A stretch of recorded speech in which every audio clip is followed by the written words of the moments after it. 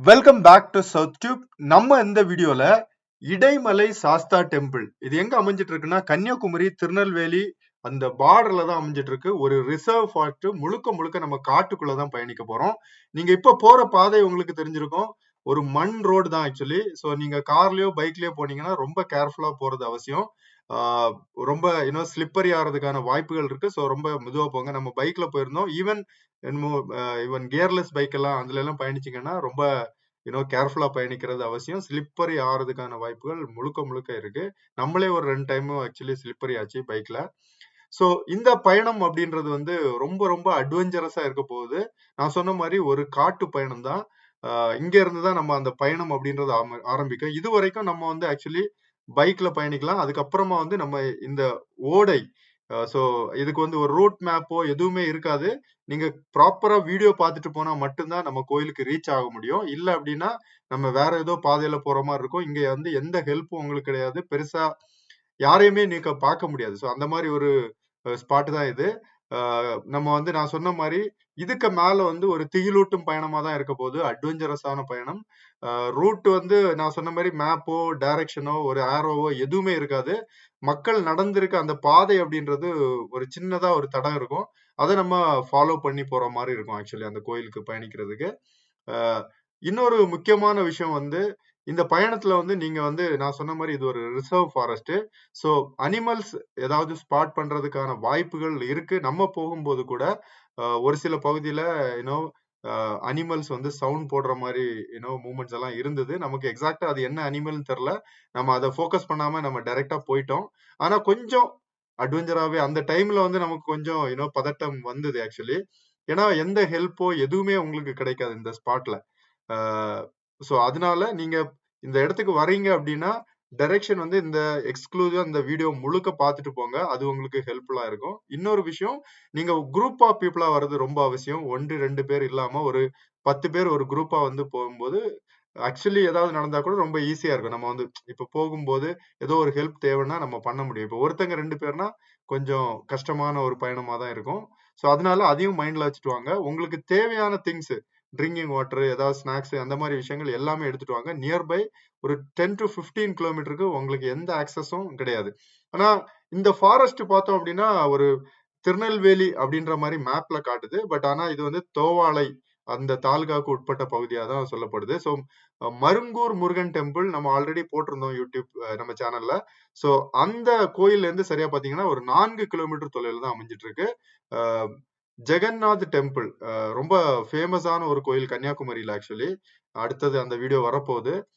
நம்ம ஆல்ரெடி இந்த வீடியோ வந்து ஓல்டா ஒரு முன்னாடி போகும்போது போட்டிருந்தோம். ஸோ அந்த கோயில்ல இருந்து அந்த ஜெகநாத் இன்ஜினியரிங் காலேஜ் டெம்பிள் இருக்கு. அந்த பகுதியில இருந்து சரியா ஒரு 3.5 கிலோமீட்டர் தொலைவில் தான் இருக்கு. ஸோ நாகர்கோயில்ல இருந்து ஒரு 15 கிலோமீட்டர் தொலைவிலையும், சுசீந்திரத்துல இருந்து ஒரு 13 கிலோமீட்டர் தொலைவிலையும் அமைஞ்சிட்டு இருக்க ஒரு அட்வென்ச்சரஸான பிளேஸ். ரொம்ப பழமையான கோயில் ஆக்சுவலி. ஆனா எவ்வளவு பழமையானது, யாரால் கட்டப்பட்டது இந்த கோயில், அந்த உருவான வரலாறு எதுவுமே நமக்கு வந்து கிடைக்கல. உங்களுக்கு யாருக்காவது இதை பற்றி வரலாறோ ஏதோ இன்ஃபர்மேஷன் தெரிஞ்சா கண்டிப்பா அதை கமெண்ட்ல சொல்லுங்க. ரொம்ப பயனுள்ளதா இருக்கும் அப்படின்னு நான் நினைக்கிறேன். தொடர்ந்து நம்ம பயணிப்போம், பயணிச்சுட்டு பேசுவோம்.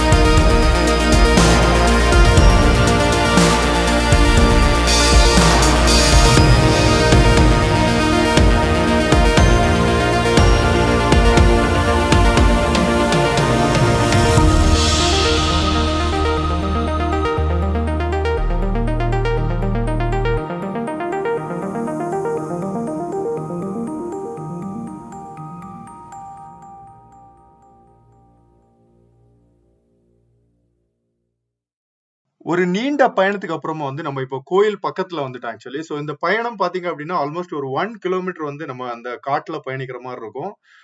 ஸோ நான் சொன்ன மாதிரி மறுபடியும் ஒரு குரூப் ஆஃப் பீப்புளா வாங்க, ஒரு சிங்கிள் ஃபேமிலியா வரதை வந்து தவிர்க்கிறது நல்லது இந்த ஸ்பாட்டு. ஏன்னா அந்த அளவுக்கு ஒரு ரிசர்வ் ஃபாரஸ்ட், காட்டுக்கு நடுவுல அப்படின்னு சொல்லும்போது என்ன மாதிரி அனிமல்ஸ் இருக்கும் எதுவுமே நமக்கு பெருசா தெரியாது ஆக்சுவலி. அதனால தான் இந்த இன்ஃபர்மேஷன் திரும்ப சொல்லிட்டு இருக்கேன். ஸோ கோயில் நீங்க இப்ப பார்த்தாரையும் நடு காட்டுல இப்படி ஒரு கோயில் அப்படின்றது நம்மளே எதிர்பார்க்கல. யாருமே இல்ல, ஒரு அபண்டன்டா ஒரு டெம்பிள், யூனோ யாருமே இல்லாத ஒரு சூழ்நிலையில நாங்க 2 பேர் மட்டும் தான் வந்திருந்தோம் ஆக்சுவலி. கிரேசியா இருந்தது ஆக்சுவலி. ஒரு சாஸ்தா டெம்பிள், ஐயப்பனோட சந்நிதி தான் இங்க இருக்குது ஆக்சுவலி. அதை தவிர்த்து சுடலை மாடன், யூனோ நாக தேவதை எல்லாமே இங்க இருக்குது. அம்மன் டெம்பிள், இந்த மாதிரி தொட்டில் கட்டியிருந்தாங்க ஆக்சுவலி. குழந்தைங்கள் இல்லாதவர்கள் அவங்க தொட்டில் கட்டி அந்த மாதிரி விஷயங்கள் எல்லாம் இங்க பார்க்க முடிஞ்சது. அதே மாதிரி ஒரு கல் மண்டபம் இருந்தது ஆக்சுவலி இந்த பகுதியில. எவ்வளவு பழமையா இருக்குன்னு தெரியல. ஆனா கோயில் பார்க்கும்போது தெரியுது இது கண்டிப்பா ஒரு பழமையான கோயில். ஏன்னா இந்த கோயில் வந்து கல்லு தான் கட்டியிருக்காங்க. ஸோ பழைய காலகட்டங்கள்ல ராஜாக்கள் யாராவது கட்டியிருக்கலாம். ஸோ அதுக்கு மேல இருக்க கோபுரம், விமானம் அப்படின்றது கொஞ்சம் ரீசெண்ட் டைம்ல கட்டப்பட்டதா தான் தெரியுது. ஆனா அந்த கோயில் பழமை அப்படின்றது கண்டிப்பா ஒரு 1000 வருடங்களுக்கு பழமையான கோயிலா இருக்கலாம் அப்படின்ட்டு நமக்கு அதை பார்க்கும்போது தோணுன ஒரு விஷயம். உள்ள நிறைய சிலைகள் உள்ள இருந்தது. ஐயப்பனை தாண்டி நிறைய சிலைகள் உள்ள வச்சிருந்தாங்க. அதே மாதிரி இந்த காட்டுல உள்ள தெய்வங்கள் இந்த மாதிரிதான் இருக்கும். நிறைய சிலைகள் வெளியே இருந்தது. குதிரை, யானை, அப்புறம் நாய், இந்த மாதிரி எல்லாமே அங்க இருந்தது ஆக்சுவலி பார்க்க முடிஞ்சது. ஸோ காட்டு தெய்வம் அந்த மாதிரி நிறைய இருந்தது. ஸோ நமக்கு திரும்ப திரும்ப சொன்ன மாதிரி நமக்கு அந்த வரலாறு அப்படின்றது தெரியாதனால பெருசா வீடியோல பேசுறதுக்கு எந்த இன்ஃபர்மேஷனும் இல்லை. ஆனா பயணம் அப்படின்றது ரொம்ப அட்வென்ச்சராகவும் கிரேசியாவும் இருந்தது ஆக்சுவலி. நிஜமா ஒரு பதற்றத்தோட தான் நம்ம பயணிச்சுட்டு இருந்தோம் அங்க போற வரைக்கும். ஸோ போன அப்புறம் ஒரு ரிலீஃப் இருந்தது. கண்டிப்பா நம்ம வந்து சாஸ்தா ஐயப்பனை பார்த்த அப்புறம் வந்து ஒரு தைரியம் அப்படின்றது கண்டிப்பா நிஜமா அது உண்மையை சொல்லி ஆகணும். ஸோ கொஞ்ச நேரம் நம்ம அதுக்கப்புறம் நம்ம இங்க கொஞ்சம் நிறைய டைம் ஸ்பெண்ட் பண்ணோம். எல்லா தெய்வங்களையும் நம்ம சுத்தி பார்த்தோம். கோயில் அப்படின்றது வந்து ஒரு பறந்து விழிஞ்சு கொஞ்சம் நீளமா தான் இருந்தது. நான் சொன்ன மாதிரி கல் மண்டபங்கள், முன்னாடி காலங்கள்ல இங்க வந்து அடிப்பம்பு அப்படின்னு சொல்லுவோம். அந்த பம்பு எல்லாம் வச்சிருக்காங்க தண்ணி தேவைகளுக்கு. ஆனா இப்போதைக்கு தண்ணி தேவைகளுக்கு எதை யூஸ் பண்றாங்க அப்படின்றது பெருசா தெரியல. ஏன்னா நம்ம அதுவும் கூட அங்கே கொண்டுதான் வரணும் அப்படின்னு நினைக்கிறேன். எங்கேயுமே அந்த வாட்டர் சோர்ஸ் எதுவுமே இல்லை ஆக்சுவலி பக்கத்துல நம்ம தேடி பார்க்கும்போது. ஸோ கொஞ்சம் ஒரு கடினமான ஒரு பயணம் தான் நீங்களும் வந்தாலும். ஆனா எல்லாமே மைண்ட்ல வச்சுட்டு வாங்க. நிஜமா நம்ம பயணிச்சதுல இந்த இடத்துல வந்து ரொம்ப மன நிம்மதியும் சந்தோஷமா இருந்தது. ஈவன் தோ நம்ம வரும்போது ஒரு சில சவுண்ட் எல்லாமே வந்திருந்தாலும் இங்க வந்தப்ப அந்த நிம்மதி இருந்தது. இதுக்கு இடைமலை சாஸ்தா அது எது சொல்றாங்க அப்படின்னா 2 மலைகளுக்கு நடுவுல இது இருக்கிறதுனால தான் இது இடைமலை சாஸ்தா டெம்பிள்னு சொல்லப்படுது. அப்படியே ரைட் சைட்ல பார்த்தோம்னா பிரம்மாண்டமான ஒரு மலை இருக்கும். லெஃப்ட் சைட்ல ஒரு சின்ன மலை இருக்கும் ஆக்சுவலி. ஸோ மலையில நம்ம எல்லாம் முன்னாடி மலைகள்ல பார்த்திருப்போம். இந்த கல்லெல்லாம் வந்து அடுக்கி வச்ச மாதிரி உள்ள மலைகள் எல்லாம் இருக்கும் இல்லையா? ஸோ அந்த மாதிரி அமைப்பு எல்லாம் இந்த ரைட் சைட்ல உள்ள மலையில இருந்தது. எல்லாமே பார்த்து ரசிச்சுட்டு கொஞ்ச நேரம் உட்கார்ந்து பீஸ்ஃபுல்லா டைமை ஸ்பெண்ட் பண்ணிட்டு அடுத்தது நம்ம ரிட்டர்ன் பேக்கு போக ஆரம்பிச்சோம். ரிட்டர்ன் பேக்கு போகும்போது உங்களுக்கு ஒரு சில விஷயங்கள் காமிக்கணும்னு தோணுச்சு. தொடர்ந்து அதையும் நம்ம பார்ப்போம்.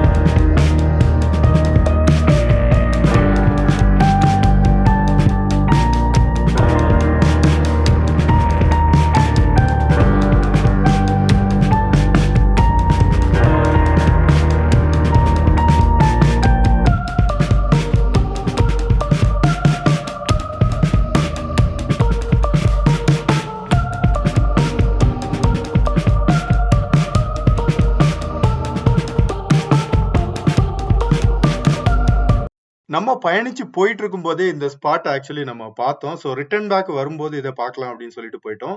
இந்த இடத்துல வந்து ஒரு சில பில்டிங்ஸ் வந்து கட்டப்பட்டு உடைந்த நிலையில இருந்தது. அதே மாரி ஒரு தொட்டி, அதுக்கப்புறம் வந்து ஒரு பெரிய கிணறு எல்லாமே நம்ம இந்த இடத்துல ஸ்பாட் பண்ணோம். இத பார்க்கும்போது நிஜமா ரொம்ப ஆச்சரியமா இருந்தது. இந்த காட்டுக்குள்ள இந்த மாரி ஒரு பில்டிங் எப்ப, எந்த காலகட்டத்துல யாரு கட்டுனாங்க? இங்க கிணறு இதெல்லாமே பார்க்கும்போது கொஞ்சம் ஆச்சரியமாவே இருந்தது. ஏன்னா, அ இந்த பகுதியில வந்து இத கன்ஸ்ட்ரக்ட் பண்ணோம் அப்டின்னா வந்து பழைய பில்டிங்கா தான் இருக்கும். கல்லால் தான் கட்டப்பட்டிருந்தது இந்த பில்டிங்கள். லெஃப்ட் சைடுல ஒரு 1, 2 பில்டிங். ரைட் சைடுலயும் நம்ம ஒரு 2 பில்டிங் பார்த்தோம். உள்ள வந்து இன்னும் பில்டிங்கள் இருக்கலாம். ஏன்னா நம்ம வந்து காடு அப்டின்றதுனால உள்ள எல்லாம் நம்ம செக் பண்ணல. ஜஸ்ட் நம்ம போற பாதையில இருந்த மட்டும் தான் நம்ம ஸ்பாட் பண்ணத மட்டும் தான் போய் பார்த்தோம். ரொம்ப அபண்டன்டா இருந்து உள்ள போய்லாம் நம்ம வீடியோ எடுக்கல.